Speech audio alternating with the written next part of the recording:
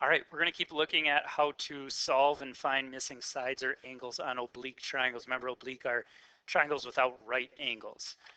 We're going to look at solving with another law today called Law of Cosines. So last notes we looked at Law of Sines and how to use that. Remember, Law of Sines, you need an opposite side and angle combination in order to find other missing stuff. Well, in this first triangle, we do have an angle here, which is good. But do we know the side opposite?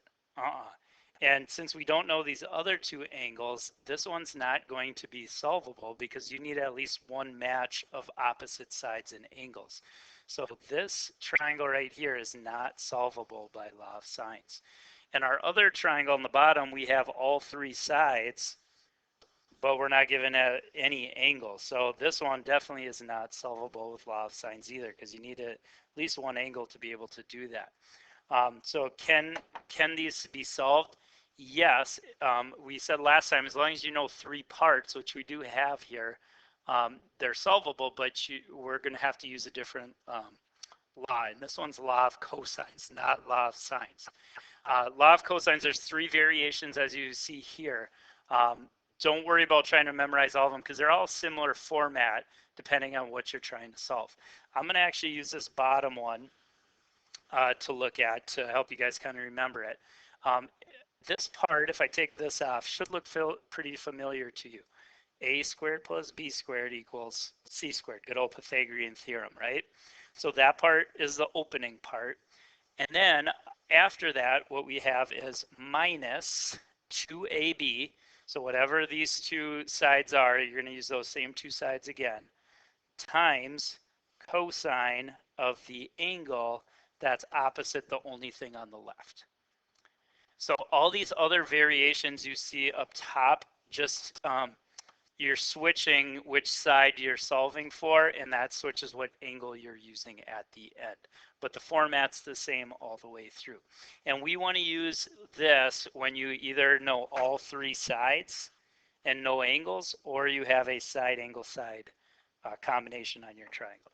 So let's try some of these out and see if we can solve here. So this one wants us to find all of the angles in this triangle. It's a side, side, side triangle where we know all three sides, the one we were looking at before.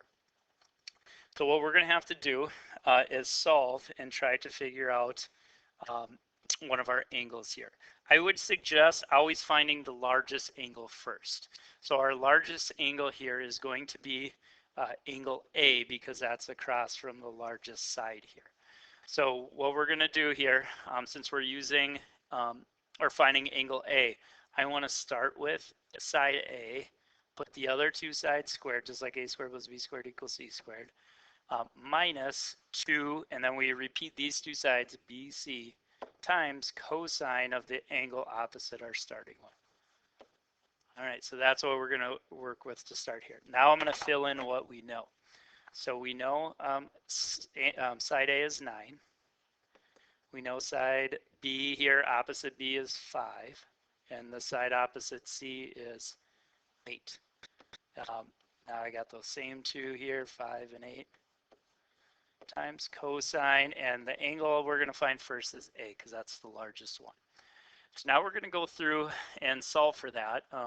First, we're going to square these things. So we're going to go through, do 9 squared is 81. In this next part, I can't do all of this on my calculator because this last part is multiplied to the cosine, and I can't subtract till multiplying gets taken care of. But I can do that, and I can do that because those are multiplied, and over here we're adding without doing any multiplying. So we should be able to put those ones together. So we got 5 squared, which is 25, plus 6 squared, which is 64. If those get added together, that's going to be 89. Minus, I can multiply that stuff together. So 2 times 5 is 10, times 8 is 80, cosine A. Now I can't subtract these two like I said before and get 9 cosine A. Don't do that because you got to make sure this multiplying something happens there before we can do anything. So what can we do next if that's not possible? Well, we can move some stuff around here. Let's subtract this to the other side. That we can do because it's not attached to that cosine. So if we did that, this ends up being negative 8 being equal to, and we still got this negative sign here, negative 80 cosine A.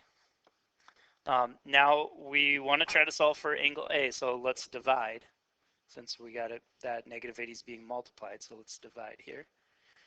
So if we divide that, negative 8 divided by negative 80 is going to be 0.1 equals cosine of angle A. And now our last step, if we can't type cosine A in our calculator, we need to move the cosine to the other side. And remember, when it moves to the other side, it becomes inverse cosine of 0.1. So in our calculators, we want to type that in, and that should give us our angle there. So we got inverse cosine of 0.1, and we find out that that angle is going to be about 84.261.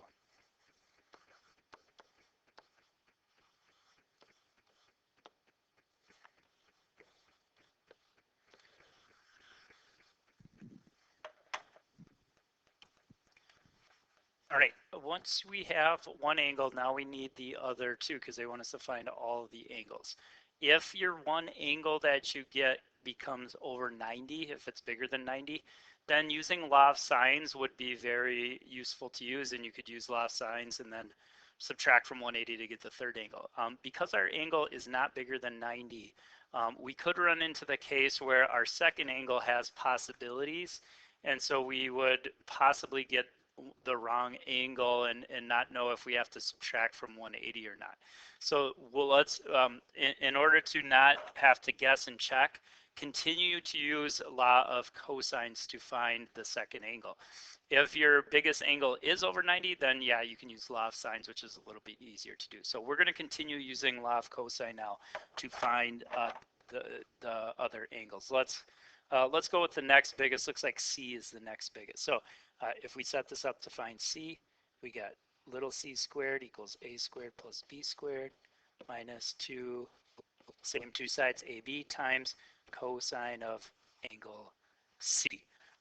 Filling in now, side C is 8, side A is 9, side B is 5, and we got times those same two sides here of 9 and 5, times cosine of side C, or sorry, angle C. Now simplify, 8 squared is 64. 9 squared plus 5 squared we can put together, so that's 81 plus 25. So if you put those together, that's 106. These we can multiply together. 2 times 5 is 10, times 9 is 90. Okay, now remember we cannot combine these because it's being multiplied. So since we can't combine them, we're going to minus. We're going to minus 106 to the other side. That's going to leave us with negative 42. Now we're going to divide. So divide by negative 90. And then finally, we are going to do inverse cosine here. One thing, if you don't want to have to do multiple things on your calculator, like last time when we divided that was pretty easy to do. Here, I got cosine C being equal to that. And I don't know what that's going to divide to, but I do know if you got two negatives here, that's going to be positive. So I'm just going to leave it as 42 over 90. So then last step, do inverse cosine of 42 over 90.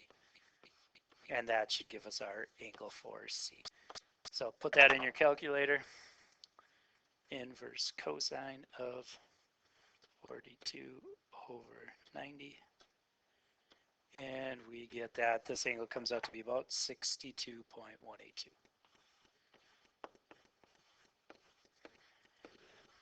All right, so now we got angle A and angle C. The last one, B. Take 180, subtract these other two, and we can get that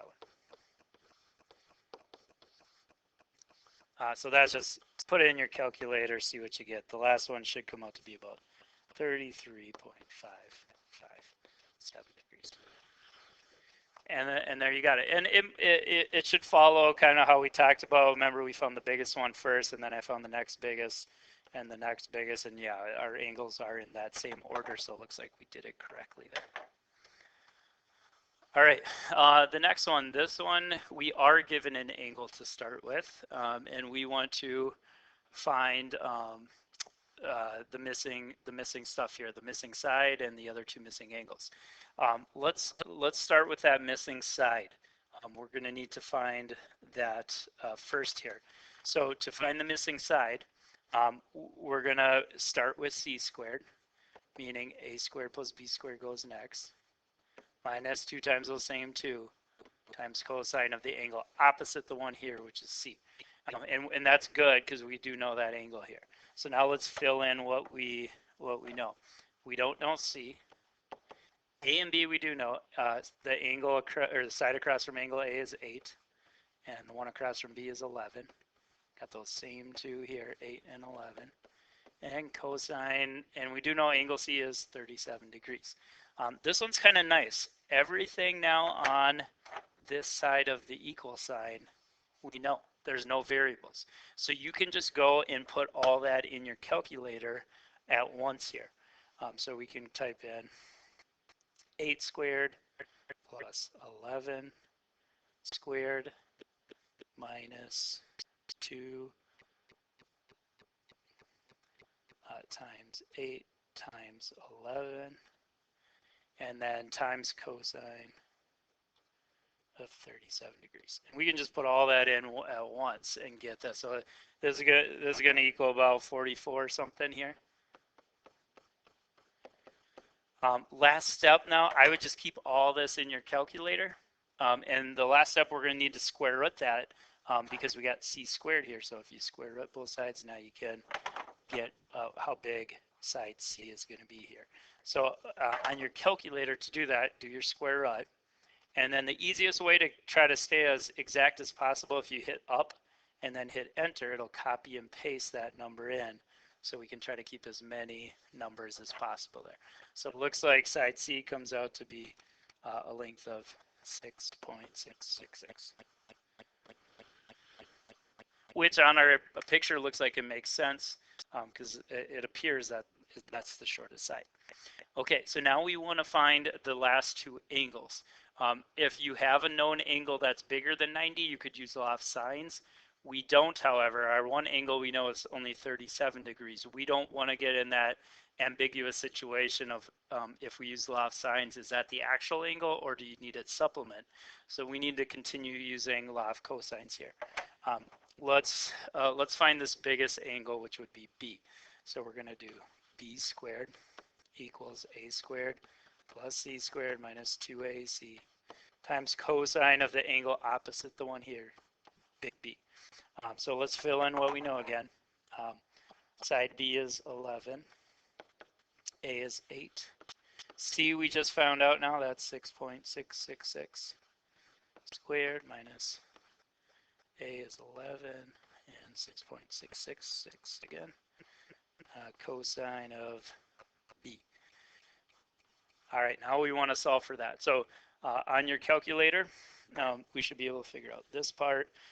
11 squared, we can do that. We should also be able to multiply this stuff together. So let's use calculator to get those. We got 8 squared plus 6.666 squared. That's going to give us 108.436. Here we should be able to multiply those numbers together. So we get 2 times 11 times 6. So this is 146.652. Okay, now this is the same solving we've done on previous problems now. Let's minus this to the other side.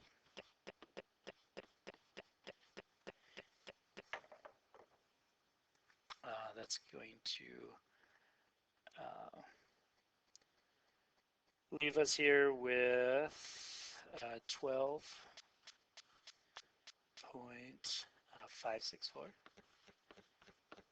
Now we're going to, again, don't forget that negative sign there. Now we're going to need to divide, so divide by negative 146.652.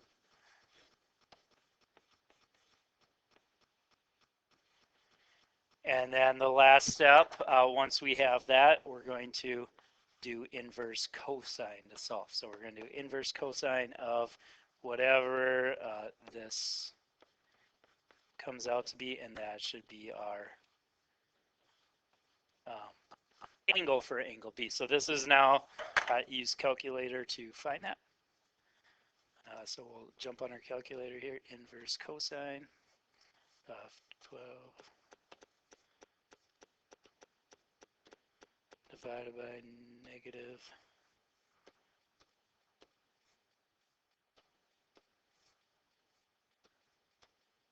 And if we type that in, looks like our angle here is going to come out to be about 90.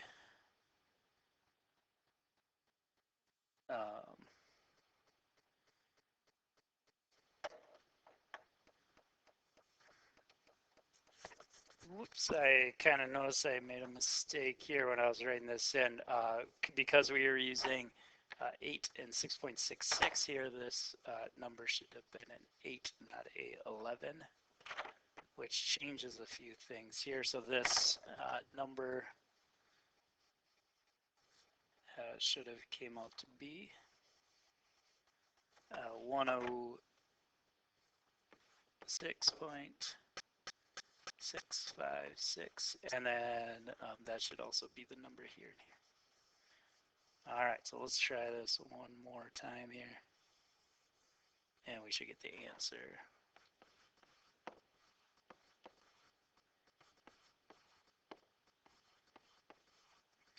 All right, so now if we divide this here on calculator,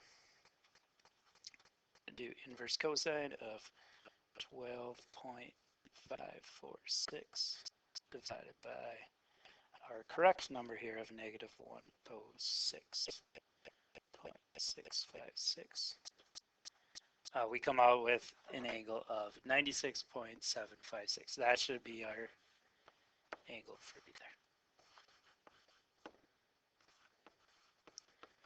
All right, so now we're confident that's over 90. We got that angle.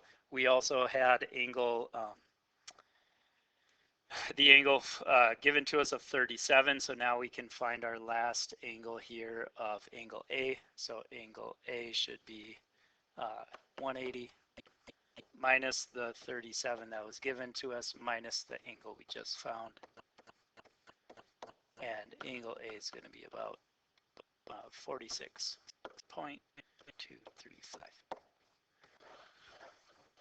Okay, so now we got all those angles in there, and we found the one missing side C. All right, I want you to try a couple of these out. We'll kind of work through them, but pause the video at this point and see if you can sketch out and then solve this triangle for the missing stuff. All right, let's see how you did here. So sketch out a picture like this. Doesn't have to look exactly like mine, but angles and sides should be in the correct spots across from those sides or angles. Looks like the first thing we're going to need to solve for here is what is side A, because that's the only missing side. So you got A squared by itself here, put the other two sides minus 2 times those same two sides times cosine of angle A. This one you can put that whole right side in your calculator and get this number, and then you got a square root here to solve, and you should have gotten about 13.193. Next, because we don't know an angle over 90 degrees in that picture, you're going to have to use law of cosine to solve. So I chose to solve for the biggest angle, which would be C. So I got side, or start with side C here, 18. You got our other two known sides now here, squared minus those same two sides times cosine of angle C. Simplify what you can, so we can find 18 squared. We can combine 10.5 squared and 13.193 squared. We can multiply these numbers together, subtract, you get that number, divide, we're going to end up dividing these on your calculator, and then you got to do inverse cosine to solve. You should have gotten about 98.237 for angle C, and then just subtract from 180 to find angle B. All right, hopefully you got that one. I want you to try one more. This one, you know all three sides. So see if you can, again, pause the video, sketch it out, and then solve and see if you can find all three angles. All right, hopefully you've had a chance to try this here. First off here, I'm going to find the biggest angle, which would be angle C because it's across from the biggest side. So I put 12 first here so I can find angle C at the end. Got our other two sides here and here. If you simplify, 12 squared is 144. 5 squared plus 8 squared is going to be 89. 2 times 5 times 8 is 80. Now you got a minus 89 from 144, you get 55. Divide by negative 80, and then do inverse cosine to find that angle. You should have gotten about 133.433. Because that angle is bigger than 90, this is one where you could use law of sines to solve next, or law of cosines. Both should give you the same thing. I did law of sines just to mix it up here as kind of a review. So I compared our angle here of 133.433 with our angle or side opposite, which would be 12. And then I just chose to do B. You could have done A here though too. We got sine of angle B over the side opposite, which is 8. If you cross multiply now, so multiply these and these, you get 8 times this and 12 times sine of B. Let's divide by 12, and then you're going to have to do inverse sine to solve that. And you should have gotten 28.955. Same answer you would have got if you would have done law of cosines. And then just subtract from 180 to find our final angle there. So that's solving with law of cosines.